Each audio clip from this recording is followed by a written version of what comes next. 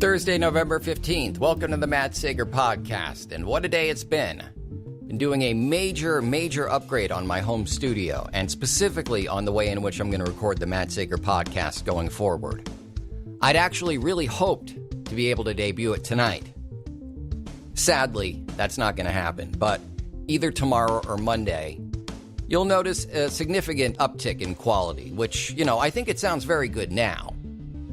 Honestly, I may notice it more than you. It may just cut down on my post-production time, which is already rather low. But it's all thanks to a very good friend of mine. I've spoken in the past that I've got a couple, not a lot. But of the friends I've kept in touch with who I worked with in radio, those friends are very close friends who do awfully nice stuff like creating templates for me to use in Pro Tools, which is what my buddy Bill Cates has done. Sadly, my computer doesn't like it, so we're going to figure it out. As for tonight's podcast, wow. Delay, deny, and deflect. This is how a New York Times article begins, describing what they call Facebook's leadership crisis. And wow, is this damning. This should sink Facebook. This is horrifying. This makes me want to stay off the platform for good. The fact that I've already been hacked as many times as I have means that, maybe it's simply too late. But this is very bad. So this article begins with Sheryl Sandberg throwing a hissy fit, not about security and not about the well-being and safety of Facebook's massive user base and the impact that that's had on our democracy. No, she's upset because of the way she's been portrayed. She goes to the network security chief, this guy, Alex Stamos. No relation, I'm nearly certain, to John Stamos, although that would be hilarious.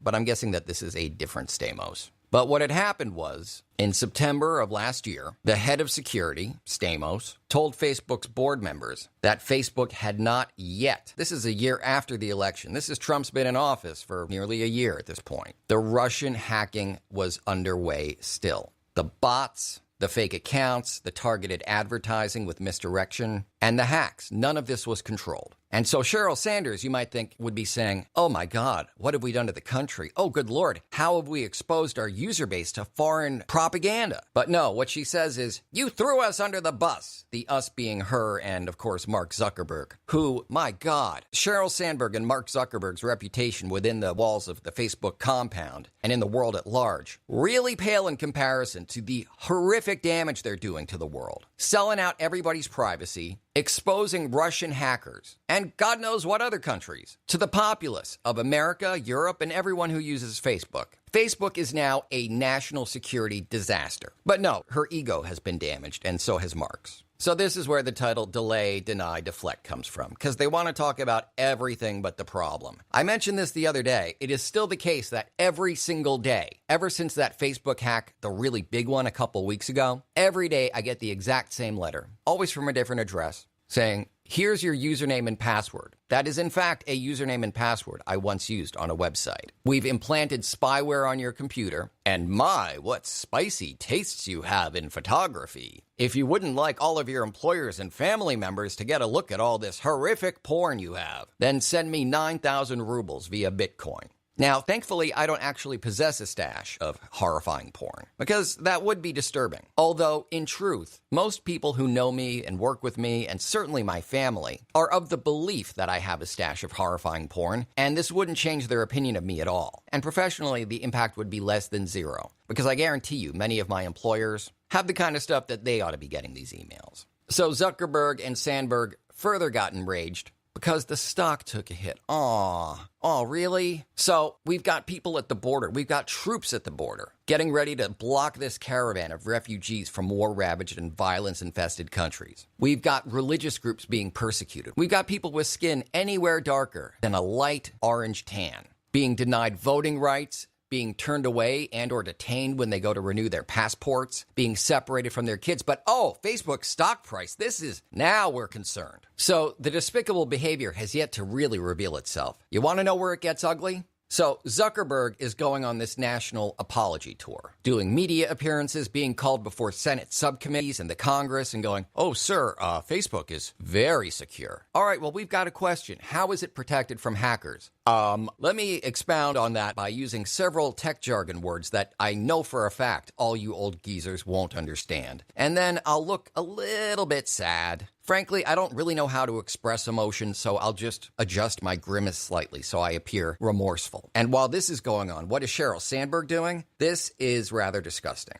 First, she wants to take on the Republicans who are going after her. Not because of right-wing politics, but because they're Republicans who happen to care about the security of our nation and the fact that Facebook has been exposed as this fertile ground for hackers and other bad actors from foreign countries and, of course, certainly from within the United States. But Russia is deeply embedded in Facebook. And she goes, don't worry about it. The people who are telling you all this stuff about how we're not really secure, how Facebook is a problem, how it's a danger to society and to national security, etc., those people are all paid actors, paid by George Soros. This is a very disgusting tactic that is used all the time, typically by Donald Trump and other Republicans, to say, those protesters, they're all paid by Soros, the secret billionaire Jew who wants to take down real America. So Sandberg, a woman of the tribe herself like me, is willing to sink extremely low to do whatever it takes to protect the reputation of herself and that of Mark Zuckerberg. Then, just to compound this whole anti-Semitism smokescreen, this is where the deflection comes in. She hires a bunch of lobbyists for specifically Jewish causes. People who have really important jobs to do in today's America, fighting the rising tide of anti-Semitism, protecting people of the Jewish faith, ethnicity, background, what have you, from the onslaught of defamation that is getting worse by the day. All these very specifically Jewish lobbyists. She lines them up and hires them and has them essentially do nothing except to appear next to her during interviews and in press conferences so that she can now claim the attacks on Facebook, or rather the entirely accurate criticism of Facebook, that it is a breeding ground of propaganda and hate and misinformation. That's not the problem. The problem is that the people who are saying that are anti-Semitic. This whole Russia thing, that's not the cause. That's not the problem. It's that we're a company that really cares about people of the Jewish faith. The layers of ugliness here are rather shocking.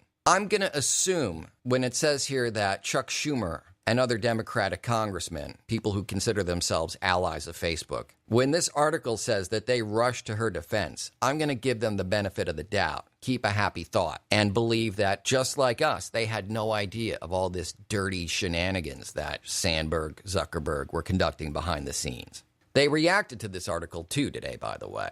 They refuted no facts whatsoever. What they said was, just like Sheryl said, you threw me under the bus when you pointed out the fact that I've done nothing about security and the horrific damage we're causing to America. Zuckerberg said the same thing in interviews today and in a press release, saying that was a totally unfair article. End of quote. Unfair in what regard? Was there a fact that was incorrect? Was it skewed against any one party? Was it designed to make one party look better than another? Because everyone in this article looks like shit to me. So I'm not sure in which way it's unfair, and I'm quite sure that that is not the priority. The priority is this problem continues to exist. I'm on Facebook every day, and as a result, I'm getting threats from Russia and Belarus. Stamos has left the company, as have many others. Not for just any reason. Each of these high-profile departures, when you talk to the exiting employees, they say Facebook doesn't have their priorities straight. They're spending weeks and months deciding whether to add a thumbs down button in addition to the thumbs up button. But Sergey, who's spreading misinformation and recruiting people into being sleeper agents for the Soviet Union, the billions of dollars that we're raking in from Vladimir Putin and his operatives, and the misinformation that they're being allowed to spread. And if they meet the requirements of our algorithm, these posts are propelled to the top of any user's Facebook feed. That we're going to get to whenever, look, the election's done. What are we going to do about it now? So yes, let America continue to degenerate, which you may have noticed it has since the 2016 election. This is not only because of these politicians and their rather horrific policies, nor is it the fractures that are breaking out naturally between us as we're going way to the left and way to the right in the face of this crisis that we're facing as a nation. This is all being expedited and accelerated by the action and even worse, the inaction of Sheryl Sandberg and, of course, Mark Zuckerberg, the man who's ultimately responsible for this company and the mess it's making. It is still the case that as Facebook grows, Along with it, what else is growing? The spread of fake news, the distrust of real news, partisan hatred between the parties, and an increasing love for authoritarianism and hate speech. And the amount of time that people spend on Facebook, the way that it's really come to be a sort of second life for so many of us. A way in which when we come in from outdoors, we continue to interact with our friends, our peers, companies that we like, movies that we like, artists that we're fond of, by essentially living on in Facebook. I can't tell you, I personally, and I'm horrified of the platform now, but it's very likely that shortly before I go to bed tonight, I'll spend an hour or two talking with friends on Facebook. How many Russian ads will I see? Quite a few. How many fake news pieces will I see? Several. How prominent will they be in my feed? Well, I can't say for sure, but if it's anything like the way the last several weeks have gone for me, they'll be extremely prominent. Zuckerberg apparently is appalled because he did help found a nonprofit that was all about helping immigrants. This was, of course, before the election. And yet, he has not done anything about this problem. Facebook continues to be a dangerous place to be. So they finally take a little bit of action, and it's too late. Sandberg and Zuckerberg create something they call Project P, the P standing for propaganda. The goal of this is to look into fake news, try and weed it out, get rid of fake news and hate speech and all the rest. Now, this angered other Facebook employees. They're pissed because they love Trump. And by investigating Russia, by proxy, these Facebook employees believe that Zuckerberg and Sandberg are investigating Trump. And they're going to go public and say, Facebook is a liberal-leaning, biased company. The word Russia must not appear in your report on propaganda. So what do? You would think maybe they'd say, my God, you're siding with a foreign government over finding out the truth about what we're doing on our platform and how it's affecting our country. Get out. You're gone. No, instead they released this long report about propaganda, fake news, hate speech, misinformation, that at no point mentions the word Russia.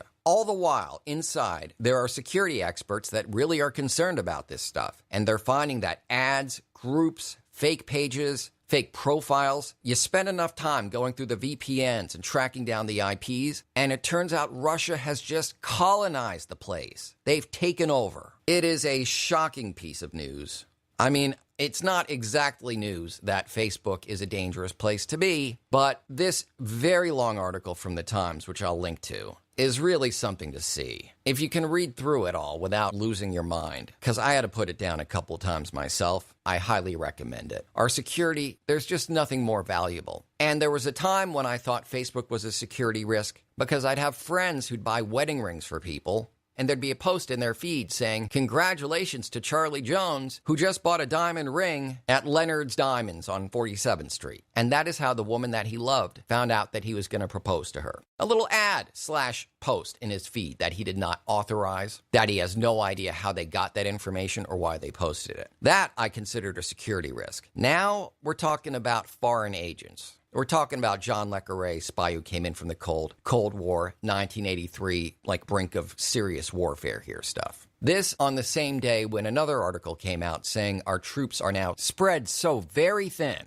so few of them are here at home, that if we were to go to war with Russia or China, experts from all sides of the political spectrum, with all sorts of different backgrounds, but all of them have great credentials. They all say we would lose that war. And so Facebook, once you become a billion-dollar company, you need to make responsibility a priority and not just make a show of it and apologize after the fact and then resume. You know, we've yet to really reckon with this Cambridge Analytica, the company that farmed data, violated all of Facebook's TOS, and got into all of our private data and shared it with the Trump campaign, just as they did it in Britain, just as they did it in Africa, and as they're continuing to do it. They've ostensibly been removed. That was a very good thing for Facebook because they got to find a big culprit and get rid of them. But the danger persists. And their answer as to why aren't you protecting us? When will you protect us? How serious is the threat? Be honest with us. What is the situation? Because we know there are tons of fake pages, tons of fake profiles, and that every couple of weeks there's a massive hack. What steps have you taken? What steps are you going to take to shore up security? We're going to go run and cry and say it's not fair. You can't do that when you're that big. I'm sorry. You can do something about it. You can bring in a consultant to do something about it. You can hire a security team. But all they're doing is running around whining and crying and making it about them as people, even in the face of this damning, detailed report of how terrible things were and still are. It's just ego. Well,